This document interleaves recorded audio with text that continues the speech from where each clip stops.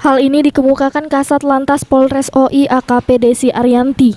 Menurutnya, Polres Ogan Ilir memberlakukan physical distancing di traffic light atau lampu merah pintu tol depan Unsri karena jumlah penyebaran COVID-19 di Kabupaten OI mengalami penambahan terutama di wilayah Indralaya. Guna mencegah penyebaran COVID-19 di wilayah Indralaya, maka salah satunya adalah memasang garis pembatas pada kendaraan roda 2 di traffic light pintu tol depan Unsri.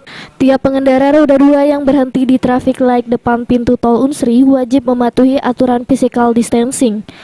Kendaraan yang berhenti di traffic light tersebut posisinya dibuat zigzag atau garis bersiku.